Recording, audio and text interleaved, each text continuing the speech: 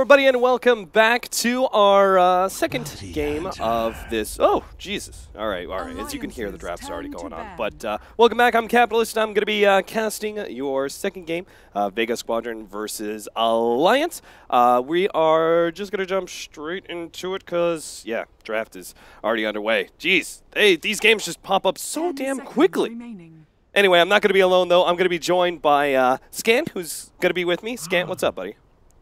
I'm doing alright. So I was watching the majority of the first game, and I think most people would find it surprising to see Alliance showing quite a lot of dominance, not just taking the win, but I think looking pretty good in taking that win. And we've talked a lot about teams having to pass the Vega test in this new season to show, you know, to prove their credentials. Alliance, a team that's really been struggling at the start of this new season, and Vega, at least to start the season, they had a very big win in was the ESL qualifier finals against NIP, where they won 3-1. So yeah, I think it's a really significant sign of progress for Alliance if they manage to win an entire series. On the other hand, Vega's a team that many times I've seen drop a single game and still go on to win a series. So I wouldn't take it as too much of a sign just yet until we get well into this game. All right, Enemy Agent Dazzle for Vega Squadron, a Leshrac and Bounty. Oh my God, Alliance got a Leshrac and Bounty Hunter? Yeah, what? I don't know how I feel about this. This is yeah. If we're looking at TI5 meta, this is like basically committing suicide, giving a team Leshrac and Bounty. I suppose you're fine with giving away the Leshrac because you know you're picking Anti-Mage, and that's meant to be able to deal with the Leshrac, and Anti-Mage is... I mean, right now, Anti-Mage is the pick, really, of the current meta. We talk about TI meta, but the current meta, it's all Anti-Mage Dota these days, and Bounty Hunter, that's a different story. I'm not too sure, because Bounty Hunter actually can do put some pressure on the Anti-Mage himself, and I'm interested in the fact that Vega actually pick up that Darkseer himself. I wonder if it's a bit of a block pick as well, because running that Bounty Hunter in the offlane with the Darkseer is one way to be specifically very annoying to that safe lane Anti-Mage. 5 seconds remaining. Darkseer for Vega Squadron. I'm just trying to piece together, like, what's the game plan if you give up Leshrac and Bounty Hunter? Because I feel like if you can afford to give up one but not the other, and the reason for that is that I feel like the Leshrac kind of makes up for some of the weaknesses of the Bounty Hunter. We've seen plenty of forward position Bounty Hunters where they don't actually provide that much in the team fight itself. They just allow it, so if you do win the team fight, you get so much gold, right? And maybe they're getting information by being invisible, but a lot of times they don't provide as much as, you know, other forward positions when it comes to actual damage or control. So so I've seen teams who have been able to, like, 5-ban real early and they just run you down and you're not able to do a whole lot because you're still operating on this support Bounty Hunter that's not giving you a lot. So yes, the few kills that you do get give you a lot of gold, but for the most part, you're just not winning these team fights. Leshrac kind of makes up for that in the fact that he's so powerful in the early game because he dishes out so much damage and lightning and the stun and obviously his Rainbow Pony Nova. Nuclear Blast, whatever you want to call the ultimate. You know, I feel like it makes up for what the Bounty Hunter has, and now they have a Bloodseeker and a Lion. Bloodseeker coupling with the Leshrac is going to be all the more dangerous. I think you're exactly right about Leshrac making up for the weaknesses of the Bounty Hunter. I think that the approach from Vega Squadron is that that's not going to be a problem because we're going to deal with the Leshrac. And if you look at the fact that their two cores are Anti-Mage and Storm Spirit, these are... Anti-Mage can actually directly counter Leshrac with that Mana Void, but Storm Spirit also a really powerful core to run against the Leshrac because he can't lock you down. He doesn't have a way to control you, and so he needs his teammates to do that for him. Otherwise, you can zip around the fights and not have to interact directly with the Leshrac's AoE. So my thinking would be that if the Leshrac does dominate in the way that we've come to see Leshrac dominate in the last few months, then having given away the Lesh and the Bounty Hunter is just unacceptable. If the Leshrac doesn't dominate, then you have the Bounty Hunter problem of not being able to do enough to win the fight yourself, actually compounded by the fact that your core is not winning those fights either. So I think it's going to come down quite significantly to the performance of the Leshrac, which will probably be given to S4, right? I don't know if we've seen Alliance playing Leshrac much. I guess they could run it in the safe lane. They can't really support it anymore because they've got the Bounty and the Lion. Alliance's turn to pick. Shadow Shaman now for Vega Squadron. That's I think Shadow Shaman's a very good pickup against a aggressively roaming support bounty hunter, because if you get a sentry ward or a dust, having that really long early disable in the shackle means that your teammates, the dazzle or the anti-mage, will get there. So bounty hunter's gonna die when they catch him out. When they find his position, he will die.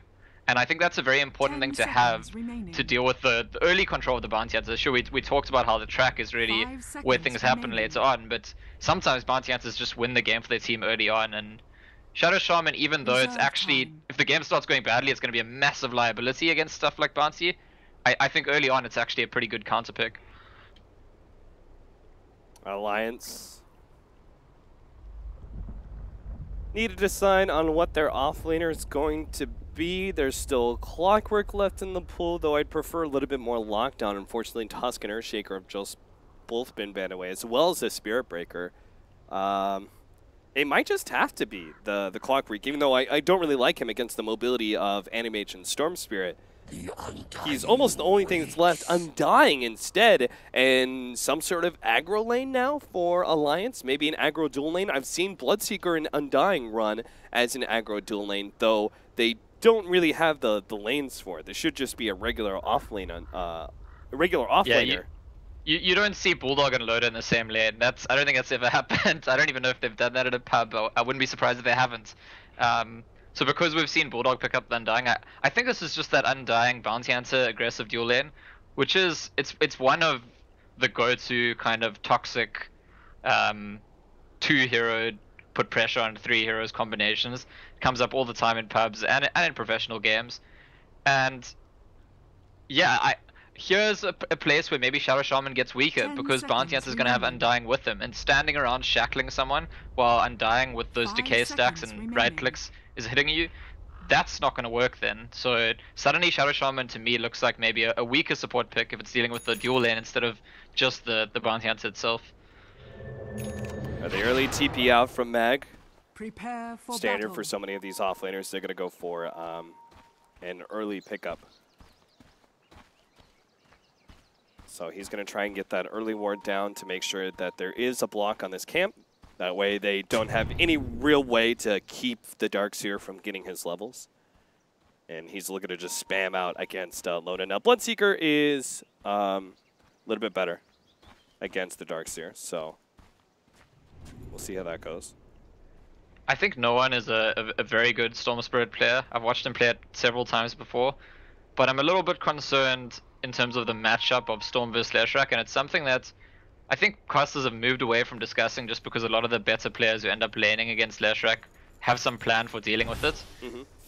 But in this game, if both supports can be locked down to anti-mage to help deal with the bounty hunter and the Undying, Storm Spirit has to actually take that lane 1v1, and S4 is impeccable at knowing the limits, the extent to which he can dominate the lane. So I'm quite interested to see if Vega lend no one some support in the mid lane, or if not, if he has a plan to just, you know, try and outplay the Leshrac in a matchup that ultimately should be the Leshrac's to win. Yeah. The battle begins. All right, we'll see how this goes. MyNuts is going to be spending a lot of time here in the top lane with the Admiral Bulldog Undying. We've got Ake, who's going to be body blocking for S4 right now, but he's going to be heading down to bottom to try and zone out the Darkseer, most likely. Dazzle's currently sitting with no one in the middle lane. The Storm Spirit versus Leshrac matchup. I can't see that going well for the Storm Spirit at all. Really tough lane, so it's probably going to need some Dazzle help. Yeah, and obviously the trade-off then, though, as I was saying, if Dazzle's here, he's not top, and it's quite realistic to see Undying and Bounty Hunter actually going ahead in a 2v2 scenario. So either way, there isn't really an obvious route for winning the lane stage for Vega Squadron, especially if you consider the fact that Darkseer doesn't even give Bloodseeker that much trouble. I mean, Ake is going to help out here, but Loda could probably just solo up this lane if he wanted to. Yeah. Yeah, I think you're absolutely right. Especially once he's able to get those first couple levels, he does quite well against Darkseer. So I could really foresee them just rotating the line into the middle lane and seeing what he can do from there. Well, to start things off, no one's actually got a bunch more CS ahead of S4. He's probably going to be able to pick up these. No, he misses that one. I think he'll get this range creep. Not that significant, the first wave or two. It's one that once the Leshrac hits level 3 that we start expecting to see the Leshrac dominating the Storm Spirit. Yeah. Once you have that extra damage out from the lightning, but no one is really taking advantage of the early start that he has over the Leshrac at least.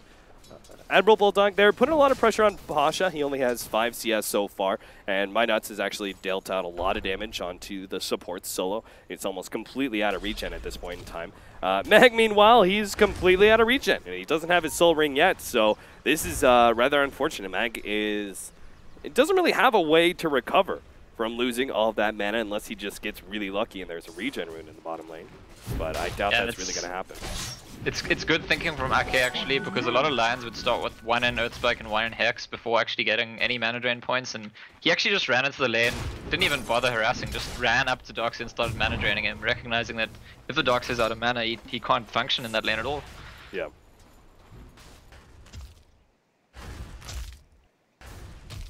Alright. So that means our Darkseer is going to have to head all the way back to base, and if he wants to TP in, that'll just keep him even more set back from his soul ring, which he kind of desperately needs now. Yeah. Smoke up. Okay, I think this is a smart choice at this point in time. You know you've got a lot of free time. Your lane is still blocked out. Your pull camp is still blocked out. So he's probably just looking to stack and maybe get a smoke gank on no one. Because if he gets one disable, right, then Leshrac easily gets a free kill on the Storm Spirit. Yeah. But in the meantime, no one is actually still doing pretty well in this lane. He's S4 hit that level 3, he's even level 4 now, and he hasn't actually caught up or even taken no one yet. So in more ways than one, I think a successful rotation in from AK could definitely be significant here. Obviously, it's not a concern for Leshrac to be behind on CS against the Storm, because he's always going to start flash farming. He just got out of the counterward range, but Pasha was able to complete that last hit that gets the kill onto MyNuts, and now they've got that. They've got the early first blood gold for Pasha, which will really make up. Oh, you're right. No one's gonna go down. Good pick off for S4, finally getting the kill on the Storm Spirit, so that hopefully will even things out a little bit, though. Again, that first blood gold means so much for the enemy. Well, MyNuts has rotated straight into that mid lane, and so has Solo actually, but I think now, up until the point that no one hits level 6, this is hard dominance for S4. Oh, Solo's gonna go down now.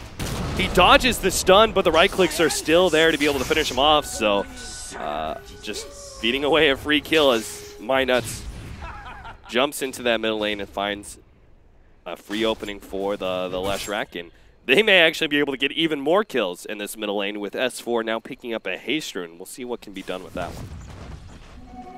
Yeah, there's no level 6 on no one, so unless he's on his tower, he's dead, yeah. Slowed down preemptively. Ake is going to try and get in range of the stun here. Will be able to land it. The stun follow-up, and very good trade for Alliance. They take a lot of damage on everyone, but no one dies, literally. No one dies, both in terms of no one dying and no one in Alliance. Yeah, see what I did there? Incredible. Oh my god. MyNuts is going to scout out Mag, checking to see if he's stacking any camps, if he can steal some XP, and he sees that there's no stack yet, and just heads up to top lane, because while Dazzle's mid, Darkseer's in the jungle, I think if Bounty Hunter's... I mean, he's free to go wherever he wants, actually. It's a good life for Bounty Hunter. He can be helping that top lane just dominate 2v2. He can be putting pressure on mid, he can be sapping XP from the Darkseer. Right now, it looks like he's actually just on his way back to base to pick up his boots, but he's going to have a good time after that. He's got a lot of freedom to move around, and it's difficult for Vega to play a compact game around sentry wards where they can control his movements. Loda is level 6 now, so the Darkseer, if he ever approaches the lane, he has to be carrying a TP with him. And every 60 seconds, he's essentially just going to be pushed out. He's actually TPing into lane, which means he has to have some sort of support behind him once he shows his face, which is exactly why the Dazzle is going to come over. Yeah, and this is enabled only because no one's busy farming the jungle. No one can't be in mid lane while this is happening. The turnaround, Admiral Bulldog, they're going to be able to get the kill onto Solo. They played really aggressively onto Admiral Bulldog, but they didn't realize that the Bounty Hunter was there. Pasha obviously will be fine, but still a great pickoff. No one's jumping in. Oh, yeah, he's going to be able to get the kill on Loda, who came up to this top lane incredibly low and was trying to heal himself up. Not going to work. And the two supports just kind of staring each other down in the mid lane here, both with that very important level 6. IK's a little bit ahead. While back at the top lane, Minot's actually following no one around. I don't know if they could set up the right combination of heroes to make this kill, even though the Storm's low on mana. Regeneration! Minot's working his way around. Does spot out the fact that Solo's trying to stack for no one. And he's actually, instead of trying to like bait it out or something, he's just going to go ahead and block the stack. Because he can. Because he's Bounty Hunter. He's a dick. Yeah, he's having a good time. And he might, yeah, he's gonna, I think he'll start harassing Solo now that Solo's alone. Yeah, with the neutral creeps on him, there's going to be a Hex out. And Solo should survive here. If Minot's 1 and 2, he could try and go for the dive, especially with no mana left on the Shadow Shaman. Radiant's bottom tower is under attack. It would have been a TP reaction, so not going to work out. And Seema just used his TP and then cancelled it, which makes me wonder if Loda and S4 go for a kill on Mag, and S4 just holds that stun for the TP, Mag's pretty much dead. Minot's is already kind of harassing the Dazzle. And S4 looks like he'll wait out the 8-minute rune. He's been giving a lot of free space to Ake by clearing through the jungle. And they're going to try and collide on S4 here for this 8-minute rune. This could be really big. The bounty rune gets laid out, the wall preemptively just to deal as much damage to S4 as quickly as possible, and they will get him with the double ion shell. So great pick up there. Salmon Slayer is going to be slowed down, body blocked up as much as possible. Tombstone laid down. They are going to have a TP in. He managed to get off the shallow grave just in time, but can they kill the zombies? And he's good. He will survive. And in the meantime, Anti-Mage is getting that farm. Pasha's not being distracted in that top lane, and I think it's actually the focus for Vega is just our Storm and Anti-Mage scaling at a relatively decent rate, because they had a difficult setup in the lane stage, but it's going to look better and better for them the more farm their cores get. It's also directly related to prioritizing Ake's level 6, because now Ake can move around with the smoke with Leshrac into the enemy jungle, and if he starts making some kills on Lion, that fast blink dagger, that's how you shut down Anti-Mage and Storm. Two-man smoke, Ake and S4 gonna make their way in. See if they can get the pick off on no one. Can't quite get there in time. And the rest of the team is able to stay one step ahead. Let's take a look at the network chart, shall we? Bloodseeker, and we've got the Leshrac sitting in the 1 and 2 position. Anti-Mage, though, is right there next to him. Dire's middle tower is under attack. So things looking good for Alliance so far. The offlaner is on similar farms, so Alliance are just straight up ahead all around the board. And this will continue to go their way, especially if Minot's can pick up his level 6. So that's going to be sold up by the fact that him running into a counter ward gets him caught by Solo and Mag. At least this team picks up a tower as a result of the space created there. And Bulldog's getting some space himself. I mean, we often don't talk enough about the item progression of an Undying. It looks like he's going to be rushing out that mech, and I think if Bulldog gets to a mech and Ake gets to blink, Bounty Hunter hits level 6, all of a sudden Alliance are going to look very, very dominant.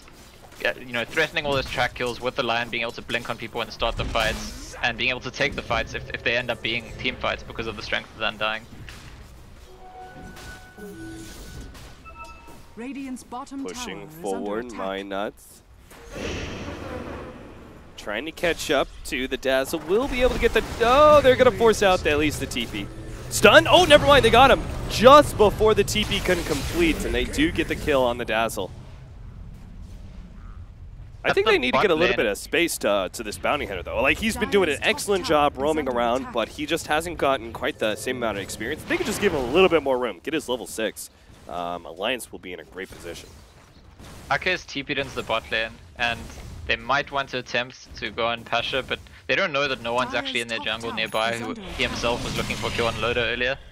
But no one's headed away, and looking for the Bounty Hunter, just got a solo kill on Shadow Shaman. Talk about space. Yeah, that's very important. Him being able to pull out the solo experience on a kill like that, even if it is the support. However, he's going to be in some trouble. Will be able to survive. The Invis keeps him alive, and now no one is going to receive some mass TP reactions. Loda We tried to get off the ultimate there, but the vision ends up getting cut as the Storm Spirit runs over the cliff. Alliance maybe a bit... I think they panicked a bit too much there because there's not a whole lot they can achieve by TPing in. I guess they expect with no one jumping into the tower that he's got other heroes with him, but because he's alone and he just draws that many TPs, it ends up being space created on his part, and I would have said he'd wasted a lot of time doing not much at all if he doesn't bait those TPs, but he baits them, and good job to him. So we're working on Bloodstone for S4. He's actually pretty close to it. The Illusion Rune picked up the bottom lane. Loda actually gets the bounty. Top lane, they're going to try and go for Admiral Bulldog here. Surge and not quite getting out the lasso. They're going to have to turn around and go for the Tombstone now.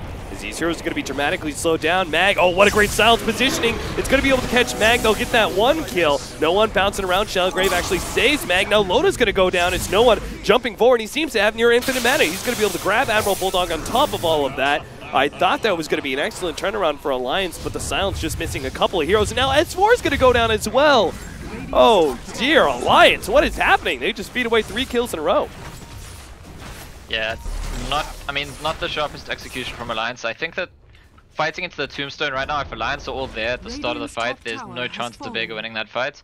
But the Tombstone was nearly dead by the time the first reinforcement arrived for Bulldog, and that's not the fight you want to have. No! Flying Donkey. He is dead, and that is actually so huge. That completes the Battle Fury for Pasha. So what should have been a 13-minute Battle Fury is now going to be slowed up to a 16-minute Battle Fury. A pretty dramatic difference that we will see the we will see how that affects his farm. In the next, I think it essentially resets the bad fights Alliance just took. Yeah. The effect of that is just undone by sniping the courier. So another great pickup. Man, MyNuts is doing so much work. Like, if he just got level 6 a little bit faster, I would say, like, this would be the perfect Bounty Hunter game. So I've been talking all the time about Ake and getting to that Blink Dagger being so significant for making the pickoffs.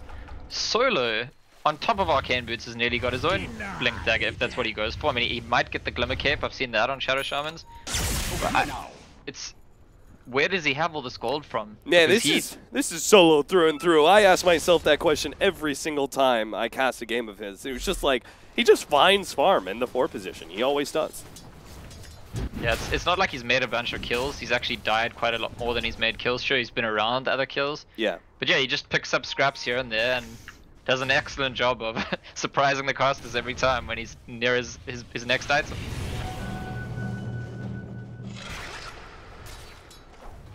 Loda's still farming away. You can see the Enemy has now a net worth lead over both the Leshrac and Bloodseeker, but it's not by much, and Leshrac is rather far ahead of the Storm Spirit right now. The big determining factor for both of these mids is not necessarily the farm that they get, but the Bloodstone pickup and how many Bloodstone charges they can get once they have that Bloodstone. Because even if the Storm Spirit does get his 2 or 3 minutes later, but they get a really good fight where he's able to pick up 2 or 3 and stay alive, that'll be so much more value, and he'll instantly just go ahead of Leshrac. Just via that fact. Yeah, I think we're hitting that critical phase of the game where it's the pressure's not immediate for Alliance, but it's more like if they achieve nothing on the map in the next 10 minutes and Anti-Mage is just free farming, suddenly the game starts looking very, very bad for them. So it depends entirely on how much they do manage to achieve in the next 10 or so minutes of the game. And there's various approaches. They could try and pick off the Anti-Mage himself, they could try and get a bunch of towers, maybe the Roshan. They could just try shut down the map and limit the extent to which Vega can farm, so that Vega have to decide between Anti-Mage's farm and everyone else's farm. Yeah. But they have to take one of these approaches. You simply can't, against an Anti-Mage, allow the game to stall at this point.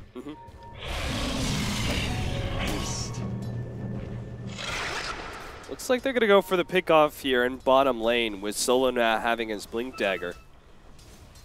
But they're not going to see an opening. Alliance just backed themselves up. I think Alliance have been playing watching game 1, I mean, it was almost a little bit too much. Like, I was really worried for them in certain points where they just refused to push, but a lot of control in the game, that they're willing to let the game just kind of draw out. They don't get overexcited. They don't try and rush things too much. And I'm kind of feeling that same kind of control right now, where they still have like better control of the map for the most part of the time. They're trying to finish up their SNY on Dota. They still need a significant number of items before they really hit their mid-game stride. Where other teams, I think, would be trying to rush it. You know, going, they have a Storm Spirit and a Dark Seer and an Animage, you know, let's go, go, go. And the Lions are just, no, just sit back, wait for opportunities like this one right here. Pasha is going to be forced to blink away to the side. They will get the pick off on solo, it looks like. Just not even worrying about the Animage too much. And is that a Bloodstone charge? Yeah, it is. S4 completed his Bloodstone, so he gets the first charge of the game. Yeah, I mean, I was talking before about how I think Alliance in the next 10 minutes or so needs to do something, but certainly top lane Bulldog's going to go down himself as well now. Loda has TP'd in this very low mana on no one. Maybe he... Yeah, he just tries to go for the kill on no one, but no one has too much HP and a lot of armor. It's the tough part about the Storm Spirit, so... Oh, Ake is being dived to the bot tower as well, and he gets mana voided, and that's going to bring him down. Yeah, I mean, just to go back to the point you were making, I actually do agree with you. Even though I think when you're against an anti-mage, you're on a kind of timer once he hits Battle Fury for the next 10 minutes to get something done. The worst thing you can do is panic and think, oh my god, Battle Fury, like, all guns ablaze, just force things all over the map. Yeah. That's very, very bad. It's good to show restraint. And I think that a big part of the restraint Alliance have been showing is that they want to wait for Ake's Blink Dagger. And on that note, it's going to be actually very damaging to them that he gets picked off at the bot lane here, because it sets him back a few hundred gold and he was getting close to it. SNY for the Bloodseeker. So I'm presuming he just goes straight for the BKB as his next item. I feel like there's a bit too much control, especially with Solo having that that Blink, Hex, and Shackle. You kind of need the magic immunity in this game. Well, there's some pings out from Loda saying, watch out Bulldog, they're onto you. And Bulldog will retreat a bit. It's for this period of the game, I keep talking about it, but until Ake has his Blink and Solo already has his, I think that's a dynamic that's very important to focus on. Whenever there is a clash that the one team has the Blink Hex initiate and the other team just doesn't have access to it yet. And that's actually, even though Alliance in a position where they want to be the ones applying some pressure in whatever form, it does give them a slightly weaker position in terms of how they can dictate the terms of their pressure. And they're actually pinging out the rush pits. I don't know if that's just a check. They're smoked up, they've got Loda kind of baiting in the mid lane. And it doesn't look like they're going to find a kill with this smoke. Yeah, if they get a good pick off, they have a really great team for doing Roshan. The Leshrac stun is quite nice. Then you've got the Blood Rage, which is insanely good. And then the minus armor of the Medallion, which Bulldog doesn't have just yet, but is coming in soon. Well, as it happens, I think Alliance is being pulled around the map a bit too much. Smoke Gank doesn't achieve anything. They actually lose one of their Observer Wards in the enemy jungle. Pasha's going to dodge their rotation completely. And this, I would say, is not what they want to be happening at this stage in the game. If I'm Alliance, I think panicking is definitely the worst thing you can do. But there's a point at which it's reasonable to start to worry. We're not getting enough done. I suppose because they have the bounty answer, there's more leeway than usual. Usually when you're against the anti-mage, once you let him farm to a certain point, you really are in trouble and he dictates the terms of the game. Because of the bounty answer, you can wait a bit longer, and as long as you win that one important fight, you can be okay. Darkseer's Wall and Shadow Shaman's ulti have been thrown out in spot lane. I watched that, but Loda is just way too tanky at this point. He didn't even drop like that low. So double ultimates being committed, and Alliance, I'm not sure if they're going to try and take advantage of that fact, but oh, never mind, they may not have the opportunity with the Bounty Hunter being kicked off. So runs right into the Sentry that was about to run out too. As well as Minats has been playing, and he has been playing very well all game, I think Vega have played quite well around him. I think all of his deaths this game have involved walking into an enemy sentry, and definitely Vega deserves some credit. It's not like they put sentries everywhere on the map. They've put, you know, selective sentries, and they've often gotten it right. Yeah, they've set up a couple of baits around a sentry, and they seem to just read the Bounty Hunter. Yeah, I mean, I don't feel like they read the Bounty Hunter that well in the laning phase, because they just gave up like so much. So much was lost because of the Bounty Hunter's roaming capabilities. But right now, I feel like they really know, you know, hey, the Bounty Hunter is going to come in this direction. Let's set up for that bait right now. I actually haven't seen them sit around a sentry and not get anything done with it.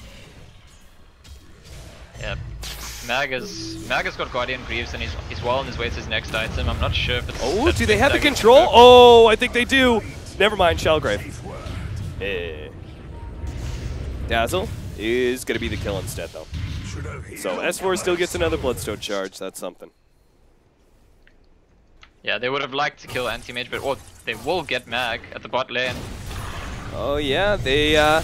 no one's going to jump out of that silence. Solo's going to go down. S4 collects something a little extra. And now My Nuts is going to go down as well. S4 will not land the stun as the Bloodstone Suicide goes out. But still, S4 now up to 12 Bloodstone charges. Yeah, so again, haters of Bloodstone might want to complain that that's, again, one of the inherent unfair things about Bloodstone, that you have that suicide ability. Alliance are entitled to, I think, an even bigger win in that fight if there isn't a Bloodstone up. But it's a big win, and they'll head into the rush pit, and they got a bunch of track kills. Whoa, no one! Holy cow, that was a long jump, and it actually deals out a lot of damage to Alliance. It's going to force them back from that Roshan area. And go back instead to trying to defend. Oh, yeah, you're right. He's going to be able to lead with the Hex. Follow up, S4. Eul Scepter here. Goes for the stun, lands it, silence. Can it get in time? Oh, they got the kill. That is a huge pickoff. So Stormseer, forcing him away from the Roshan pit, actually turns out really bad for their Anti-Mage. Yeah, and a well-executed gank as well. The timing, no stacking, importantly keeping him locked down. And honestly, at this point, it's your analysis, I think, is working out. I think it's paying off for Alliance that they've stayed calm. I keep saying that they maybe should start to worry at this point. They should worry about that, but they haven't shown signs of being worried, and it's working for them. They're cruising through a game in which there have been various things that might make them worry, and Mag is going to run into his death here. Yep, that is a kill delivered straight to your door. Mag, 15 minutes or less. Just surges right into both Hake and S4, waiting on that secret shop area. And now, with that pickoff, plus the Anti-Mage still down for another 10 seconds, they will go for Roshan. And I don't think no one's going to be able to stop this one. Of course, also another track kill, and that's what we were talking about before. Once the track kills start coming in, they often chain into one another. Oh, no one jumps in. Sounds laid out. Hex gonna be caught. Oh, no. It goes from Roshan, now Pasha. I'm not sure what he was doing up on the cliff area, but they were thinking about contesting. It turns out real bad for them. Dazzle, no escape, and S4 stick around just long enough for the Bloodstone charge. It really is, I mean, the story of this game, and now we're definitely discussing a game which Alliance are taking the lead after taking the first game as well. Very significant. The story of this game, I think, has a lot to do with the psychology of these teams, the mentality, and Alliance really are showing composure. It's a good sign for their team's developments, and Vega, I feel, are the ones panicking. Yeah, Mag, well, he'll be able to get S was in trouble. You're right. S4 is dead. Aegis. That is just the Aegis, though, so no Bloodstone charges lost, and now he's going to be alive for the kill on Solo. Runs over, throws out the stun, and Bounty Hunter's the one to pick up the kill. Another track kill. I mean, considering how much you get out of these kills, like, it's not just the kills, and it's not just the gold, and it's not just the experience. You got track gold, as you were mentioning earlier. You got these Bloodstone charges, so yeah, they get the Aegis. Normally you would be like, all right, that's a fair trade-off. Support for an Aegis, you know, that's all right, but considering everything else that's around it, track kill for 5 people and a Bloodstone charge for the Leshrac, you almost feel like it's not worth it. Oh, Mag getting caught out again, and there's the level 2 Finger of Death. Oh, the Shallow Grave comes in right in time, but S4's here, and he's got the Eul Scepter and the stun to make sure Mag ain't going nowhere. Dazzle, you just got to run yourself away. I'm sorry. We'll talk about it in a second here. Pasha's going to go for the quick kill on Ake. Will be able to get that one. S4 does land the stun. Do they have the follow-up to Sables? Doesn't look like. In fact, Solo's now going to join the fight. Oh, the Rupture almost killing Pasha, but he jumps into the trees and will be able to see. No! The Eul's goes out. Now he's going to be in some serious trouble. Does another small blink away, but it does end up dying as the Rupture and the extra damage will kill him. Sam the Slayer also going to go down here as the rest of the team pushes forward for the Tier 2 tower. Alliance have taken over this game and are not going to give up anything. Yeah, there were one or two sequences early on where Alliance looked a bit shaky, especially at that top tower where they TP'd in one at a time and didn't quite take the fights. But other than that, I feel like they've been on top of the game in terms of decision making, thinking, deciding what they're going to do, which moves they're going to make as a team, and Vega not so much.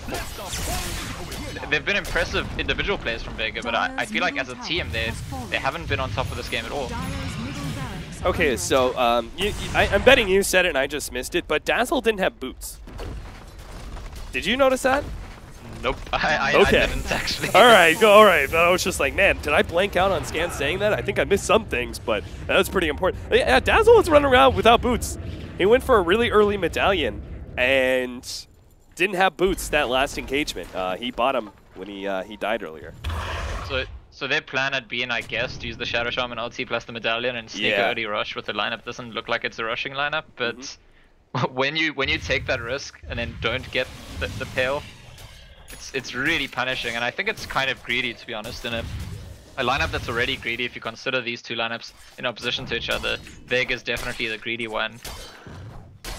And yeah, in many ways, if you're the team running the greedy lineup, it requires more composure rather than less, and composure's been completely lacking for Vega, where it's been more present than in almost any team I've cast in the last 2 weeks in Alliance in this game. If you consider the anti-mage metagame that's been going on, it really has been anti-mage hits the sweet spots and now there's pressure on unit. Alliance sat tight for quite a while and chose their time well and absolutely took control of the game in the space of, I don't know, about 5 minutes around the 20-minute mark. Yeah, you can see 21 minutes in, there was a slight lead for Vega Squadron even. And then ever since then, the last 7 minutes, it's just skyrocketed upwards at 10,000 gold lead and 7,000 experience now. So you're right, it's been such a small period of time. It feels like the game has just been almost dragging on a little bit with Alliance just crushing teamfight after teamfight as you get another pick off on the Dazzle. But it's only been like 7 minutes where they've really been controlling this game. And in such a short period of time, they've racked up just a gigantic lead. And now they've got BKB, SNY, soon to be an AC on Loda. Last track is gigantic. He's got Boots of Travel and will be joining his team in the middle lane here quite shortly, as they want to finish off this melee Rax middle. But first, they're going to try and catch Pasha. Blink forward, doesn't quite get the Hex. Pasha will be able to get out. He's okay. I think that's maybe the first time Ake's Blink Initiate hasn't actually succeeded since he picked up that Blink. Yeah. They've been making kills every single time he almost just gets kills on demand. Yeah. And I think a little bit was, I think Bounty Hunter kind of jumped the gun there. He threw out the track really early. I'm not sure if he just assumed oh, he's going to assume I'm just tracking him to track him or something, or maybe he thought Ake was closer, but... Yeah, he probably thought he was a bit closer. So the Shadow Shaman ulti's dropped and Storm. Yeah, no one is going to have a Glimmer Cape and Shellgrave laid out on him. He's going to have to zip away soon, but he just tanks the death, and now he's going to be caught here. Nice back. Oh, what an ultimate for Pasha, but it's not quite enough. S4 barely lives, and now he's going to be able to turn things around. Lightning gets laid out. Pasha gets yet another kill. The Lion goes down next, and S4 is just on full retreat. Emerald Bulldog will get hexed up. That's another kill for Vega Squadron. What a great turnaround there, all thanks to the combination of Vacuum, Wall, and then an ultimate out from Pasha that hit all three of those. Yeah, it's funny how metagame shifts. I think at the stage where Anti-Mage's Mana Void got buffed to have AoE and then more AoE and then more AoE, there's a stage where the hero wasn't really that popular, wasn't ready to pick that match. And right now I almost think that the hero would be extremely popular even if it wasn't for the power of the Mana Void in turning fights like that. I think the hero would be popular just because it's insane, it's split pushing and, you know, getting that farming lead, controlling the map from a very early point when you hit your Battle Fury. But we do from time to time see the Anti-Mage justify itself as a pick, not just in terms of the Battle Fury farming, but also in terms of you get this huge ulti and it can be game changing. At this point I would say it's not quite enough. They'd need to repeat that fight again at least once more for Alliance to be uncomfortable. And especially with Minats picking up this Hex, well, Pasha's kind of chasing S4 out of his jungle, but Minats is coming around with the Hex, and Pasha needs to be careful. Yeah, he's feeling kind of invulnerable right now with that Hex, or sorry, the haste. But he gets stunned up. He'll still die like everyone else. Ake They're kind of trailing him right now. If they could get the Yule Scepter, Pasha, yeah, there goes the Hex. The stun comes out. They'll just chain him away now. Another Hex comes out, and Pasha is dead. Yeah, how many that was even a bit of a stack. They stacked the Hex and the Yules. It doesn't even matter. It's, yeah. I mean, they just need to make sure they get that first initial disable, and they're always going to have enough follow-up. 22 Bloodstone charges on Leshrac. You kill him, he instantly comes back. And I think I said at the start of the draft, you were asking how to give away Leshrac and Bounty Hunter, that this game would depend a lot on if Leshrac has his game or doesn't have his game. And at this point, I think we can safely say he's having his game.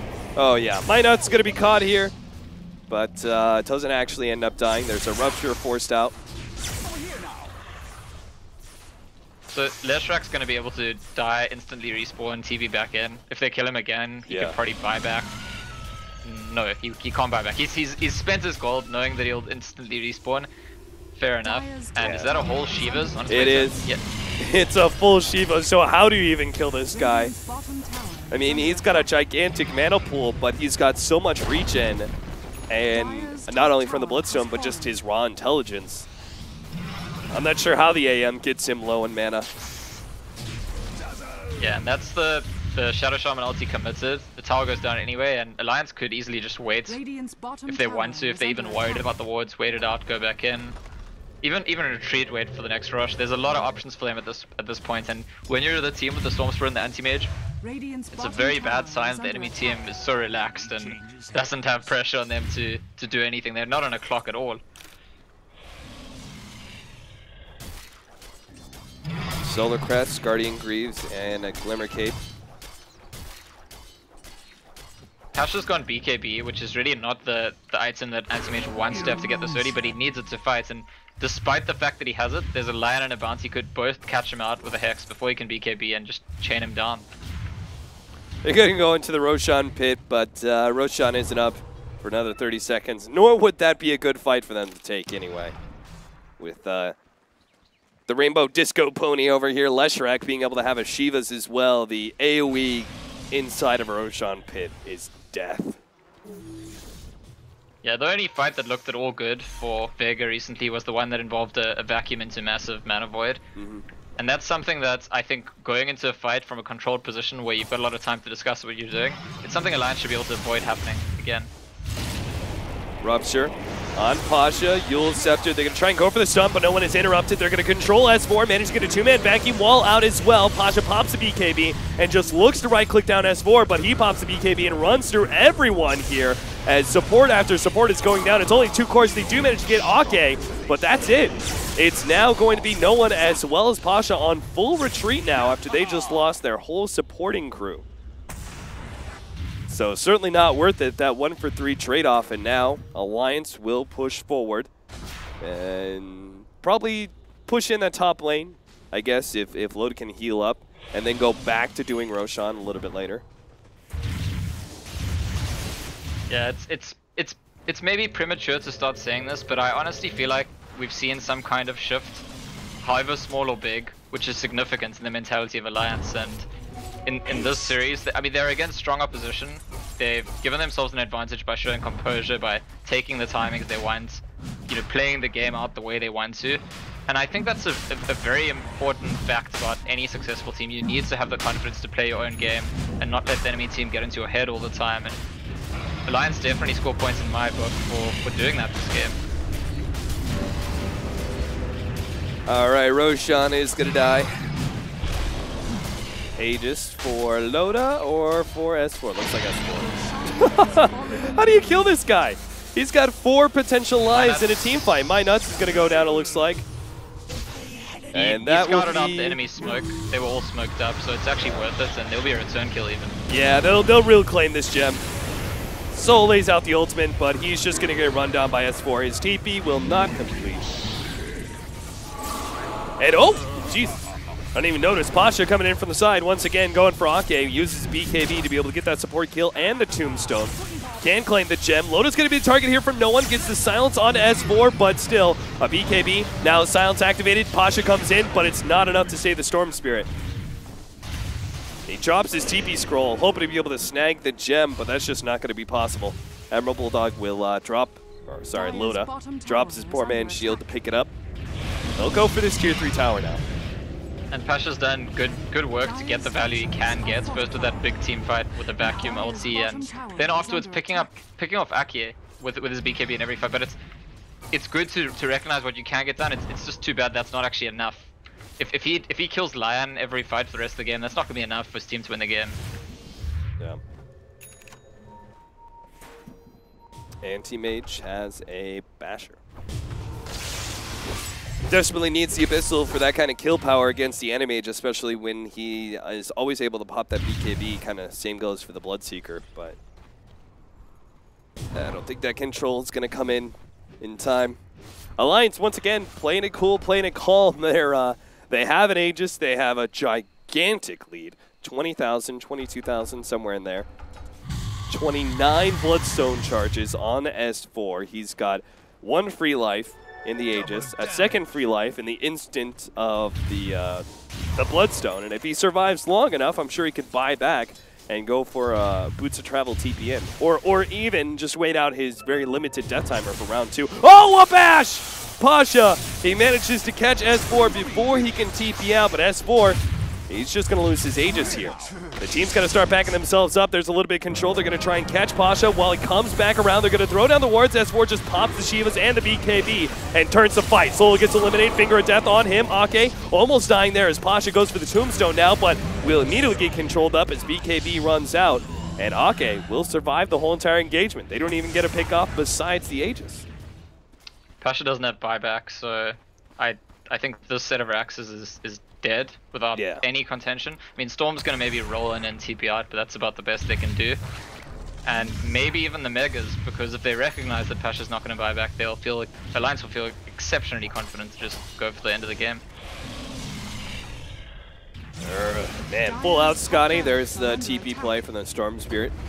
Wipes out the incoming creep wave, but backdoor protection be damned, says Lions. They will chop down the tower and, well, I don't know. Actually, good bet. Talk about playing it safe. Yeah. So, Jesus. I feel like this has got to. What? Doesn't get much safer than that. I don't know. This was back though, right? He didn't TP too far away. Yeah, so he went to the middle lane just to push it out a little bit more. Now the backdoor protection is gone, so they'll return for that melee Rax, which they probably could have just right-clicked down anyway. But Blood Rage on him, lost his Diabolic Edict to do all the more damage. I mean, in their defense, they don't know that Anti-Mage can't buy back. He was very, very close to his buyback. It's reasonable to assume he has it, and so playing it safe because they don't want to get caught in a position where the fight starts and then the AM buys back and suddenly they get destroyed by a big mana void again. No, that's a good point. Octarine Core for the Leshrac.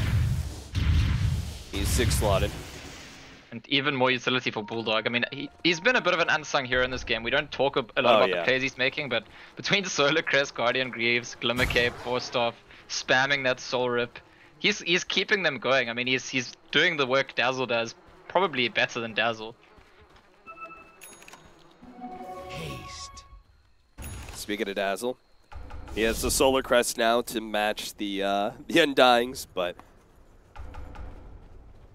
their combined power, their combined net worth doesn't even come close to Admiral Bulldog's.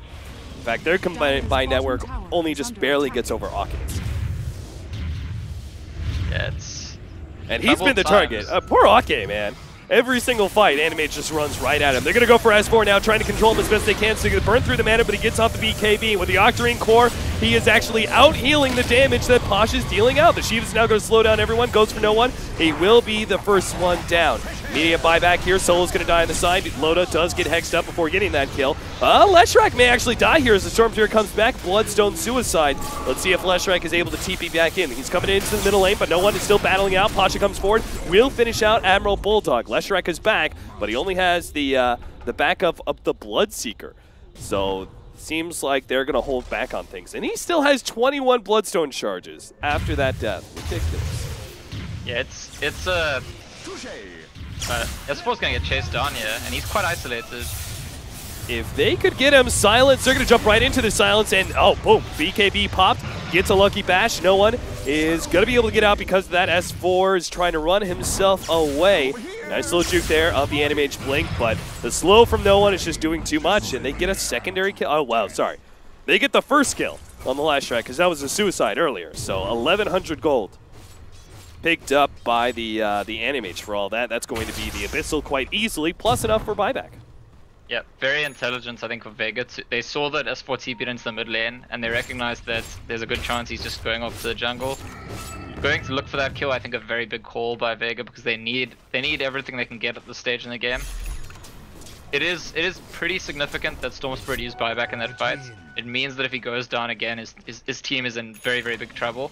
But again, credit to Vega because they don't actually kill the Leshrac first in that fight. They started focusing, then they moved away from him a bit and came back to him.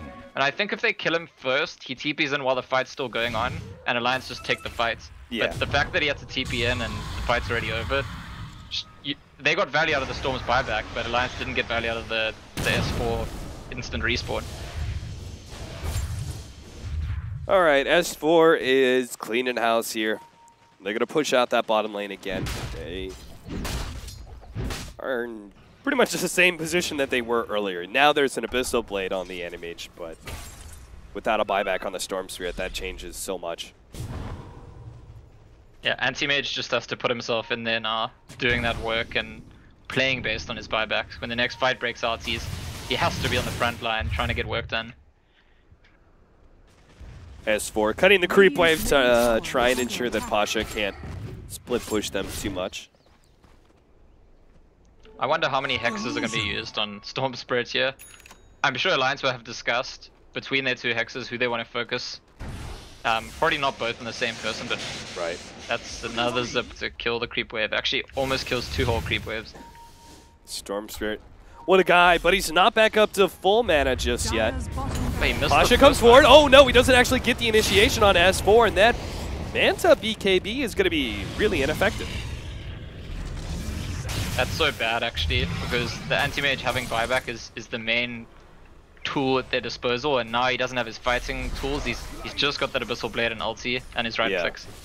Yeah, he desperately needs to be able to use that Manta with the Abyssal Blade, so he can lock someone down and get a lot of mana burnt in that short period of time where he has that guaranteed stun. And if there's any follow-up stuns, then that makes it all the better. But unfortunately, really missing the opportunity, and Alliance will push forward once again. S4 on the front lines, because why not? There goes the jump in. Hex wards, but another good retreat. Double force staffs laid out. Now no one's going to be turned around on side the Vice. Good wall laid out, but the ultimate just doesn't do enough from Pasha. No one will go down eventually, it looks like, as he's too controlled and will not last out the Shallow Grave. Meanwhile, S4, he's dealing out so much damage to all these creeps and heroes that Octarine Core is keeping him alive. Now the Yule Scepter onto Pasha. No follow-up stun just yet, but they do have the side device. S4 will come back. Pasha's trying to run him down, desperately trying to eat through this Rainbow Pony. Does have the Abyssal Blade and starts going for it, but good force stat plays all around from Alliance. Buybacks all around, but Pasha is going to die, and some of the buybacks will be wasted. Dazzle is going to fall, and now it's just 3 versus 5, with Alliance still looking very healthy. So many good defensive plays by Alliance. Those 4 staffs are a game win. Yeah, the utility involved is just incredible, and also very well done by Alliance to lock down the Storm Spirit there, using both hexes, killing him through the Shallow Grave. Now the jump forward, but this is pretty much the end. There's no wall. Shuriken actually stopping the blink away, and that'll be Mega Creeps and GG. So Vega Squadron losing 2-0 to Alliance. As you said earlier, they're kind of that, what do you call them, the gateway? One of those gateway teams? Yeah, they're the gatekeepers. Okay. You know, them and NIP, I would say, at the start of the season, the gatekeepers of top-tier Dota2 in the European scene at the moment. Right. So Alliance, who've been stumbling a lot at the start of the season, come out with their first really important, emphatic victory, I would say. All right, well played by Alliance. We do have another series that's going to be coming up. That's going to be Na'Vi versus Secret. I'm presuming that Toby will be done with his series by now, so we're going to have a switch up of the casters most likely. But no matter what, Scant, I'll let you know what's happening. But thanks so much for joining me, and we. thank you to all you guys watching WCA. We also have the defense that's going to be going on. I'm not sure if ESL is still happening. D2CL going on as well. So all of that you can check out over at joindota.com, as that is where pretty much all of your information can be found about our streams. Thanks so much for tuning in, guys, and we will see you in a little bit for Secret versus Na'Vi.